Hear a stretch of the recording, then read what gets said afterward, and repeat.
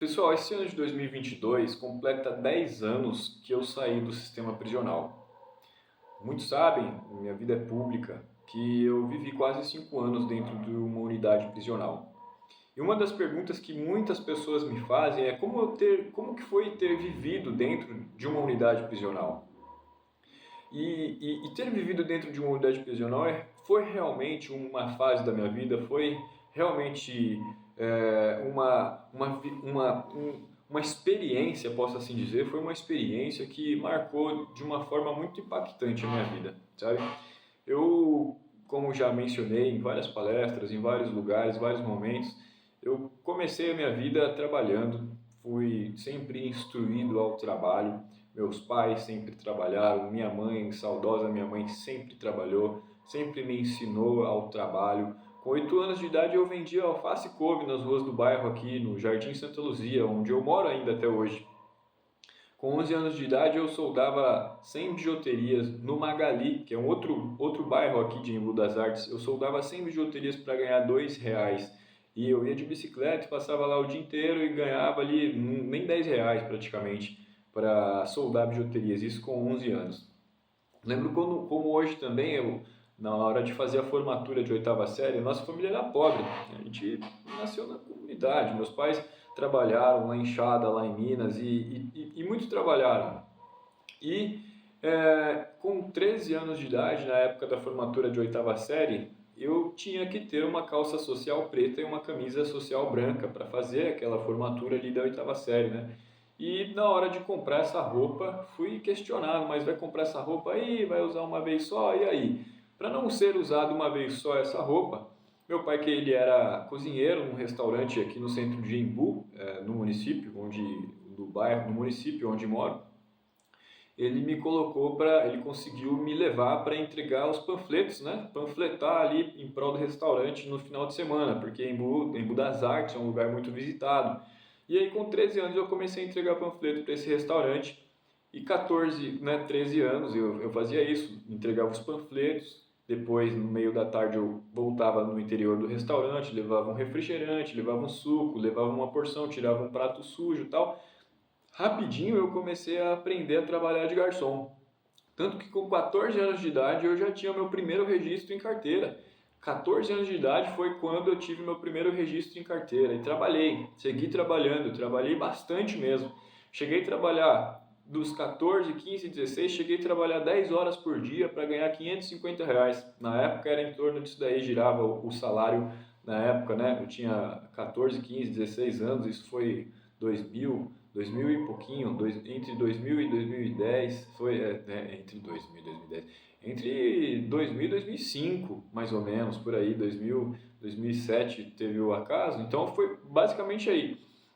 Então, 14, 15, 16, trabalhei 10 horas por dia para ganhar 500, 600 reais, e eu trabalhava mesmo, com pulso firme, trabalhava mesmo, e 3, 4 pessoas sentavam ali sob o meu atendimento, eles entravam no restaurante, eles gastavam o que eu ganhava um mês inteiro, eles gastavam em 1 hora e meia. Eu ficava muito indignado, eu ficava muito frustrado, eu ficava realmente muito, não me entrava na cabeça porque que as pessoas podiam gastar aquela quantia de dinheiro em 1 hora e meia, 2 horas, e eu tinha que ficar o mês inteiro enfurnado dentro do restaurante para ganhar aquela mesma quantia, né, que era dividida entre o dia 5 e o dia 20. Mesmo assim, eu ainda seguia trabalhando. Com 16 anos, comecei a frequentar umas festas aqui em Embu. Tinha um lugar chamado Caipirão, muito famoso. Era uma casa de show muito famosa aqui em Embu das Artes, chamado Caipirão. Não existe mais. Hoje tem uma churrascaria no lugar onde era o Caipirão. E eu comecei a frequentar aquele lugar, e naquele lugar eu comecei a perceber aquilo que eu já notava nas ruas do bairro. Quando eu saía do restaurante onde eu trabalhava, na churrascaria onde eu trabalhava, eu voltava para minha casa, já não tinha mais transporte público, eu tinha que voltar andando, e era em torno de uns 5 quilômetros, demorava mais de 1 hora para chegar, e eu chegava em casa, mas até chegar em casa, eu passava por alguns bairros e eu notava, principalmente nos finais de semana, vários jovens na rua se divertindo, andando de moto, as meninas dançando, isso e aquilo, e era uma alegria que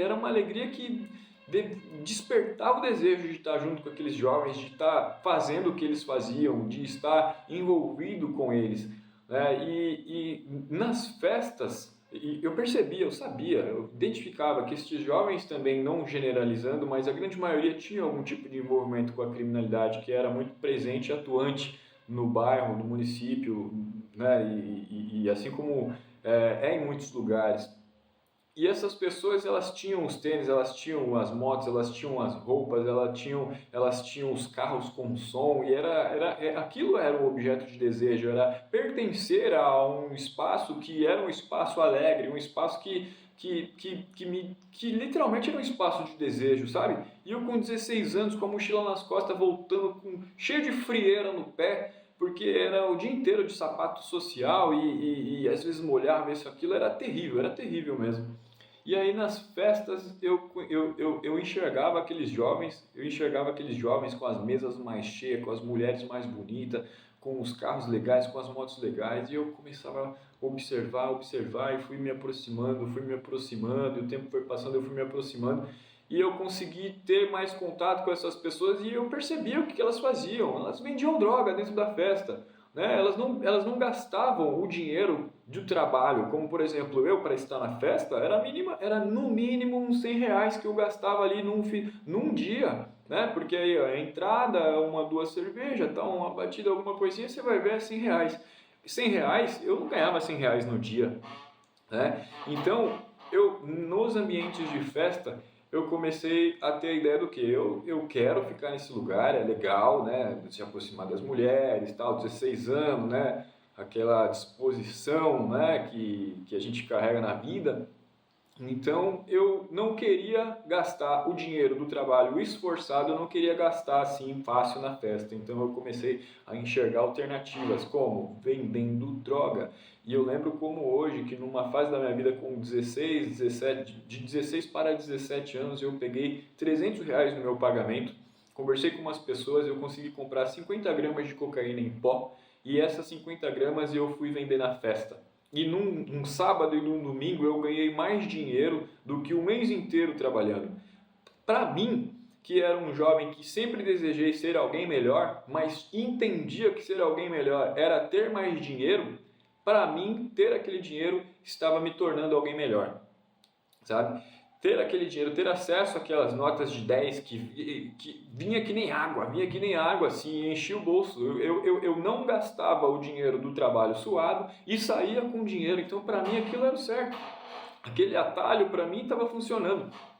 Se pudesse dar algum tipo de consequência ou não, não me interessava, porque eu fui ensinado que tem que ter dinheiro, tem que trabalhar, tem que ter dinheiro, tem que ter dinheiro. A questão do trabalho, para mim, vender droga na festa, na época que, na mentalidade de 16 anos, para mim, vender droga na festa, para mim, eu levava como um trabalho. Isso começou nos 16 e 17 como uma aventura. 16 e 17, 18 já não era mais uma aventura e foi tomando uma proporção onde eu deixei os trabalhos lícitos e fui me envolvendo mais com essa questão de crime, de tráfico, de outras atividades, perto de outras atividades, e isso foi intenso, foi um tempo muito intenso, assim, porque o sentimento era, eu fiquei preso fora da prisão, eu fiquei preso nessa condição de trabalho e tal, e aquela insatisfação com o trabalho, e eu, quando tive esse acesso a esse dinheiro ilícito, posso assim dizer, deu aquela coragem, deu aquela vontade, deu aquela autoconfiança de agora eu tenho dinheiro, então eu vou, tal, tanto que eu fiz 18 anos num dia, no outro dia eu comprei uma moto. E a moto para mim representava liberdade, a moto para mim eu ia, aí comecei a sair do embu e comecei a ampliar os ganhos também, né? Sempre na linha de empreendedor, é guardar, é comprar, é vestir, é comer, sabe? E aí fui tocando essa linha da minha vida aí, 16 e 17 foi aventura, 18 e 19 intensamente já não era mais uma aventura, e a consequência disso me levou para a prisão. A consequência disso me levou até o interior da prisão. Então, essa jornada dentro da unidade prisional, que foi de quase 5 anos, né? Quase 5 anos na minha vida eu permaneci dentro de uma unidade prisional, isso foi muito impactante, né? Como eu mencionei inicialmente dizendo, como que muitas pessoas perguntam como que foi ter vivido dentro do sistema prisional. Um dos pontos que mais marcou a minha vida, e quando eu digo marcou na carne, sabe? Nos sentimentos, assim, marcou literalmente na dor foi quando eu já estava sentenciado a 8 anos, já tinha uma sentença de 8 anos, né? Já tinha ido para a penitenciária lá em Guarulhos, e eu lembro que a gente tinha um receio, as pessoas em cumprimento de pena tinham um receio ali do atendimento médico, né? Do médico, do dentista, quando tinha, uma que não era, não tinha alguém ali para atender quando você estava doente, ele vinha uma hora ou outra tal, e as pessoas realmente sabiam ali que o dentista na unidade prisional não é via de regra, com todo respeito a toda a categoria dos dentistas, mas a experiência que eu tive, a experiência que eu tive e que vi vários companheiros dentro do sistema prisional ter também, que eram massacrados, eram ali meio que destruídos pelo dentista, sabe? Era realmente posso quase que dizer, uma tortura. E eu lembro que eu, né, com 19 anos, não cuidava muito da saúde bucal também na época. Lembro que um dente do siso na parte inferior, na parte superior da boca do canto esquerdo, estava muito ruim, estava meio que quebrando e furado e aquilo foi ficando mais difícil, foi doendo mais, a ponto de eu ver assim realmente estufada a minha boca na parte de cima assim, meu rosto diferentão, assim, e doía muito, assim, eu sentia o meu coração bater na boca, assim, eu sentia, era muito ruim, era muito doloroso, assim, escutava a voz das pessoas, era um negócio, assim, que foi insuportável, foi muito insuportável, mas foi insuportável a ponto de que para não ir para a mão do dentista dentro da unidade prisional e para também tentar tirar aquela dor que realmente estava me destruindo dentro da unidade prisional. Eu lembro que as pessoas tinham agulha de fazer boné, né? Tem ali a possibilidade de fazer boné dentro da unidade prisional, algumas pessoas, tipo crochê, e era uma agulha assim que era uma agulha de ferro, tinha tinha uma ponta assim na agulha, né? E eu lembro que como hoje, assim, a dor era tão insuportável que eu comecei a puxar esse dente de cima para baixo, comecei a puxar, e aí esse dente foi abrindo assim, e não tem nada mais terrível, não tem nada mais doloroso do que você escutar a carne rasgando assim, estralando, tac, tac, tac, tac, e o sangue escorrendo assim, sangue escorrendo e eu ficando tonto, mas a dor era tão grande, e aí chegou um momento que a dor era tão grande que só estava puxando mesmo o dente assim para tirar aquela dor que era insuportável, não conseguia comer, foi terrível, foi terrível. Então, quando as pessoas me perguntam como foi ter vivido dentro do sistema prisional, eu falo isso, eu lembro, é algo que eu estou acessando também e diariamente eu vou ressignificando e superando essas dores que eu senti na pele e outras dores também a nível psicológico que a gente vai trabalhando e vai se envolvendo para superar também. Mas essa é uma das lembranças que pode talvez trazer um detalhe maior aí de como foi ter vivido dentro do sistema prisional.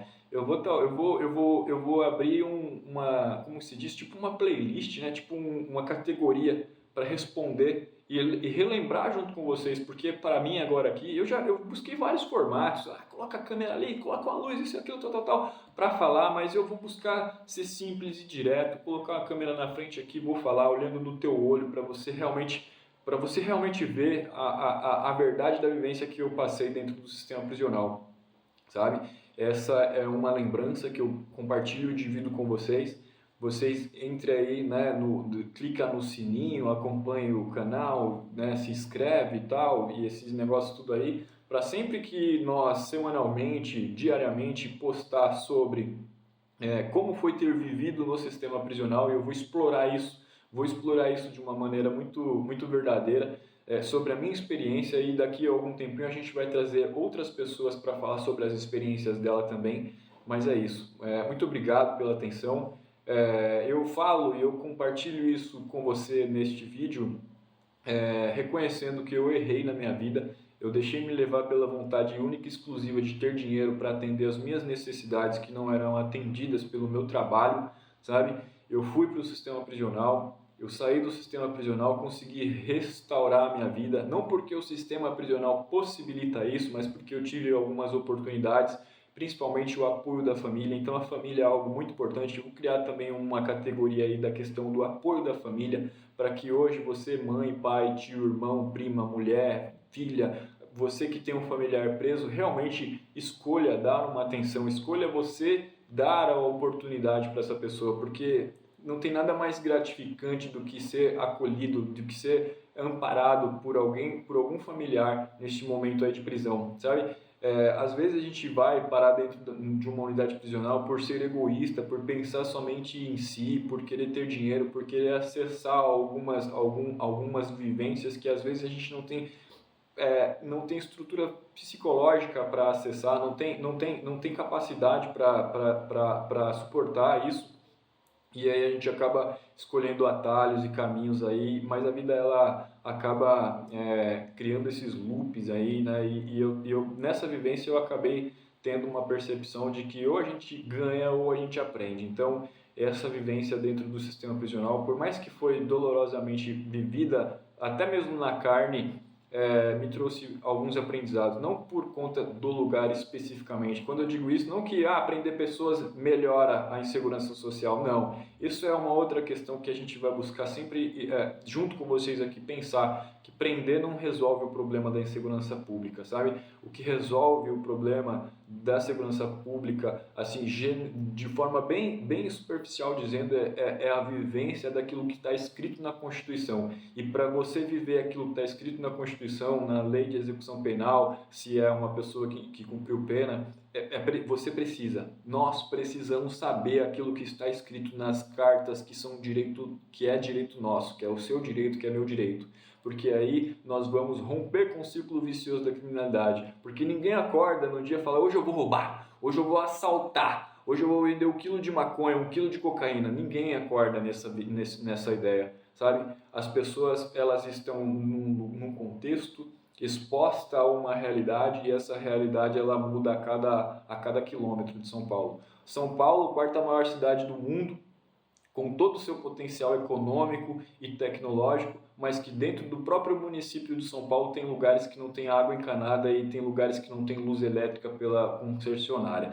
Então, essas desigualdades sociais, elas geram resultados e que, na grande maioria das vezes, esses resultados são jogados dentro da prisão. E são jogados dentro da prisão são jogados dentro da prisão e são postos como os causadores da insegurança social. E a insegurança social não é causada apenas por essas pessoas, mas sim pelo processo de criação, de contato, de contexto, de desenvolvimento comunitário, local, da rua, do bairro, do município, do estado, que gera esta qualificação do Brasil ser a terceira maior população prisional do mundo. Então, nessas e outras linhas que eu vou estar vindo aqui, abrindo a minha vida para que vocês tenham uma compreensão de que apenas excluir, apenas julgar, não nos leva a uma condição de civilidade mais digna.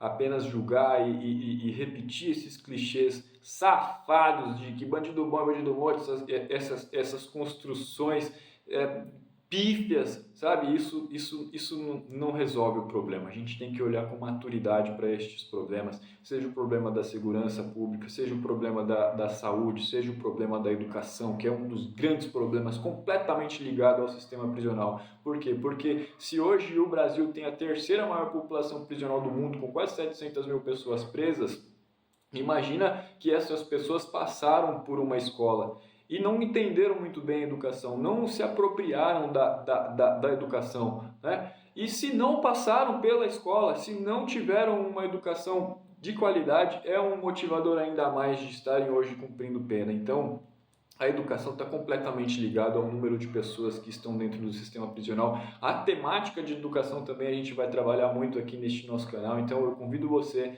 a seguir as nossas redes, dá uma olhada no nosso site. Se você conhece alguém que já saiu do sistema prisional, manda lá, entra no nosso site, manda a página do RH do egresso para essa pessoa se cadastrar, que a gente vai atender essa pessoa com psicólogo, com assistente social, com advogados, vai ajudar essa pessoa a restabelecer a autoconfiança e viver dignamente. É isso que eu estou vivendo hoje na minha vida, tenho dado condições para o meu filho crescer num lar com educação, tenho dado condições para minha mulher ter segurança para educar o meu filho junto comigo, sabe? Então eu sou muito grato por hoje eu, graças a Deus, não ter a preocupação que eu tive nos vários últimos anos antes de chegar a estar desenvolvendo esse trabalho, e essa segurança ela merece ser vivida por todas as pessoas, não só quem viveu no sistema prisional, mas todas as pessoas que saem para trabalhar e que têm as suas responsabilidades dentro de casa. Então, eu desejo do fundo do meu coração que você receba bem esse vídeo, compartilhe com quem você desejar, acredite no teu potencial, vai para cima, vamos junto, vamos trocando sempre ideia por aqui, pelos outros canais. E se você gostou desse vídeo, tem alguma sugestão, alguma pergunta específica, manda aí no comentário que eu vou adequar e responder especificamente. E se você mandar, certamente vai aparecer seu nome, eu vou responder com o seu nome. Um grande abraço, tudo de bom para você e tamo junto. E não esquece, hein? Dia 20 de fevereiro a gente vai lançar o vídeo com realidade virtual, que é o vídeo que mostra a saída da prisão, a pessoa saindo da prisão, o que ela encontra quando chega na comunidade, qual é a situação da vida que foi interrompida quando ela foi para a prisão, né? Para onde que ela volta, para onde que ela retorna, o esforço que ela tem para ir para uma entrevista de emprego, o que ela recebe ali na entrevista de emprego e a consequência dela não ter um emprego, a consequência dela ser posta para exclusão justamente por conta do preconceito de ter passado pelo sistema prisional. Não só o preconceito de ter passado pelo sistema prisional, porque a gente sabe que negros, pobres, têm uma postura, têm uma condição que é escolhida a ser o motivador do preconceito. Então, nós merecemos ser tratados com as nossas diferenças, com as diferenças da composição deste Brasil. Nós merecemos ser tratados com dignidade, com respeito, porque a Constituição Federal, a Carta dos Direitos Humanos nos garante isso. Então a gente precisa literalmente saber dos nossos direitos para que nós venhamos trilhar a nossa vida, a nossa jornada, a nossa curta passagem nessa terra de uma maneira que venha deixar aí, quando a gente morrer, uma boa memória, uma boa lembrança. E eu já faço uma pergunta para te provocar e depois a gente vem falar de novo nesse termo aí. Como é que as pessoas vão lembrar de você quando você morrer? O que você está fazendo hoje com a sua vida? Qual que é o seu passo a passo? O que você cria nas suas 24 horas do dia, a considerar o tempo que se dorme? O que você faz e qual é a memória que as pessoas vão ter de você quando você morrer? Este foi um dos pensamentos que eu tive quando eu estava cumprindo pena. Este foi um dos pensamentos. E aí no próximo vídeo eu vou falar para vocês também essas e outras histórias. E tamo junto mais uma vez. Fica com Deus aí todo mundo. E axé e tudo junto e misturado. E vamos que vamos. Até mais.